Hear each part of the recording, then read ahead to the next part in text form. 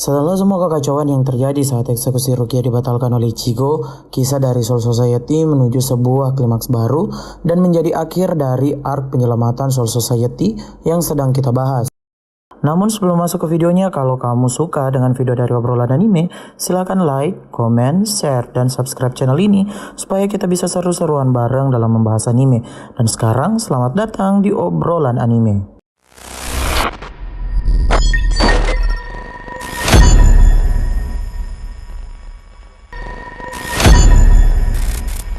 Di sisi lain, setelah eksekusi Rukia batal, Ukitake dan Kyoraku dianggap mencoreng nama dari Kotei 13. Makanya keduanya langsung ditegur berat oleh Kapten Divisi 1 GT13, yaitu Genryusei Shigekuni Yamamoto. Mengetahui dampak kekuatan Yamamoto yang sangat merusak, Kyoraku dan Ukitake kemudian kabur menjauh agar semua bisa aman. Saat kabur, tentu Kapten Yamamoto bisa mengejar mereka berdua. Setelah saling berhadapan, Nanao yang jadi wakil kapten dari Kyoraku harus sesak nafas karena reatsu dari Kapten Yamamoto. Makanya dia harus diamankan sebelum mereka bertarung. Setelah Kyoraku kembali ke medan perang, maka terjadilah pertarungan guru melawan murid. Yamamoto tidak segan-segan tuh mengeluarkan kekuatan penuh yang mengubah dirinya menjadi kakek-kakek badass. Dari perubahannya tersebut dan juga kekuatan api yang meluap-luap, Ukitake menjelaskan kalau kekuatan dari Kapten Yamamoto adalah perwujudan dari kekuatan api terkuat yang ada di Soul Society. Saat Yamamoto membangkitkan Shikai dari Sanpakutonya yang bernama Rujinjaka, dia bisa mengubah semua partikel roh yang ada di Soul Society menjadi abu. Sementara Ukitake dan Kyoraku melawan Kapten Yamamoto, di tempat eksekusi Kapten Divisi 2 yaitu Soifon sedang ngebantai-bantai anak buah dari Ukitake yang dianggap menjadi penjahat. Untung saja sebelum mati diinjak, Yoroichi datang dan membawa kabur Soifon ke tempat lain. Sesampainya di arena pertarungan, Soifon dan Yoroichi sempat berbincang. Dengan percaya diri, Soifon mengklaim dirinya sudah jauh lebih kuat dari Yoroichi. Apalagi Soifon bukan cuma menjadi kapten divisi 2, dia bahkan mengisi posisi yang ditinggalkan oleh Yoroichi.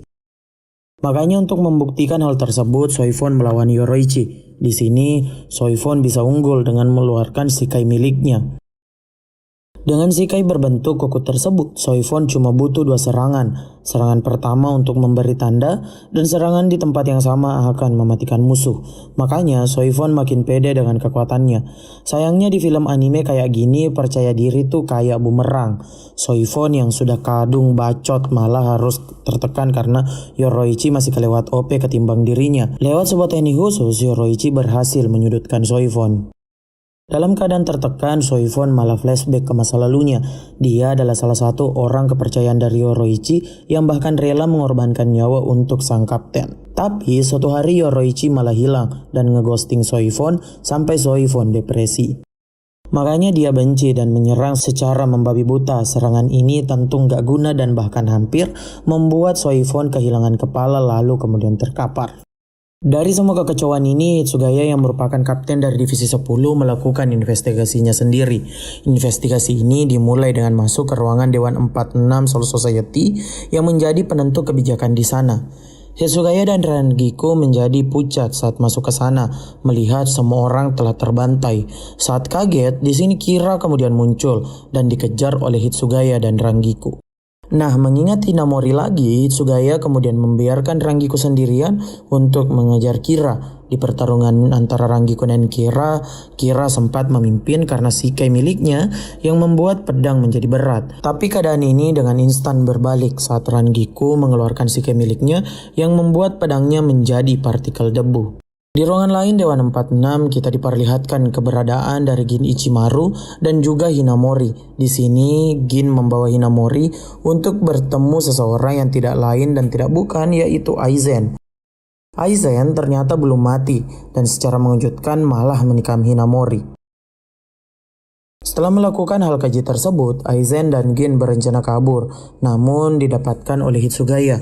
Tentu saja bocah berambut putih ini menjadi emosi melihat teman kecilnya mati. Hitsugaya pun tidak segan-segan masuk ke dalam mode bangkai miliknya.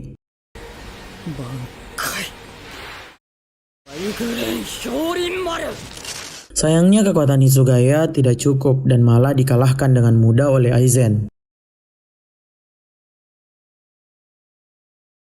Sesaat setelah kekalahan Hitsugaya, di sini Kapten Divisi 4 kemudian muncul di hadapan Aizen yang memang sudah curiga dengan kasus kematiannya.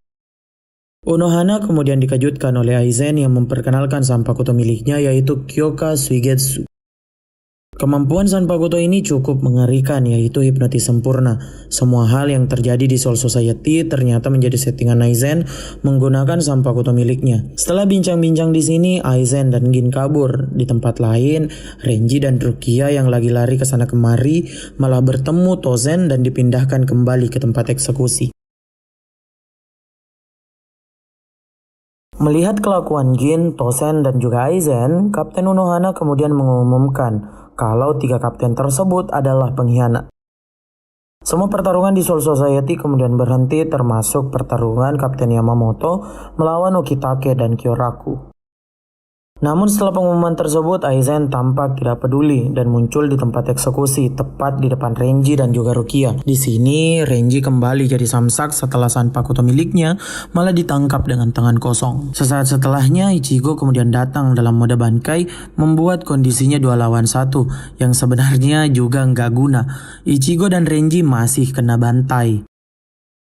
Di sini, Aizen mengungkapkan rencana besarnya. Dia adalah dalang dari segala hal yang terjadi di Soul Society. Mulai dari kematian Dewa 46, terjebaknya Rukia di dunia manusia, munculnya Ichigo, hingga rencana eksekusi Rukia. Semua hal ini dilakukan Aizen untuk satu hal, yaitu Hogyoku. Sebuah penemuan yang merupakan hasil penelitian dari Urahara untuk menghilangkan batas Shinigami dan juga Hollow yang dipercaya Aizen bisa membuatnya menjadi dewa. Nah, Hogyoku ternyata berada di tubuh Rukia. Makanya Rukia dibantu oleh Urahara di dunia manusia. Bukan karena perhatian, tapi karena untuk melindungi Hogyoku dari Aizen. Untuk melancarkan aksinya, Aizen kemudian mencabut Hogyoku dari Rukia menggunakan sebuah teknik khusus. Setelah selesai, Aizen memerintahkan Gin untuk membunuh Rukia. Untung saja Byakuya muncul dan disusul klan Shibakukaku serta Jidanbo. Kemunculan ini sempat membuat keadaan berbalik. Soifon dan Yoroichi ngelok Aizen, Rangiku ngelok Gin, dan Hisagi ngelok Tozen. Semua orang pun datang untuk membuat perhitungan dengan Aizen. Tapi sayangnya, hal itu sudah diperhitungkan oleh Aizen dan membuka portal menuju dunia Hollow. Sebelum pergi, Aizen sempat mengumumkan dirinya kalau ingin menjadi dewa. Dengan kepergian dari Gin, Tozen, dan Aizen, keadaan Soul Society menjadi lebih baik. Kondisi berangsur damai dan semua orang yang terluka sudah sembuh. Para Ryoka yang tadinya jadi musuh Shinigami juga sudah jadi teman. Bahkan mereka diantar pulang oleh para Shinigami. Saat di dunia manusia, Ichigo dan kawan-kawan kemudian dijemput oleh pegawai toko Urahara. Di sini, Urahara sempat meminta maaf pada Ichigo karena sudah jadi sumber kekacauan. Setelah permintaan maaf tersebut, semua kemudian menjadi santai dan pulang ke rumah masing-masing. Setelah sampai di sini, maka kita telah selesai membahas arc ketiga dari Bleach, yaitu penyelamatan Soul Society. Nantinya kita bakal lanjut ke arc baru, yaitu kedatangan Arrancar. Oh iya, pembahasan kita cuma bakal mengambil canon dari Bleach dan tidak untuk arc filler. Nah, itu tadi untuk hari ini. Kalau kamu suka videonya, silahkan like, komen, share, dan subscribe channel ini supaya kita terus berbagi konten anime menarik lainnya.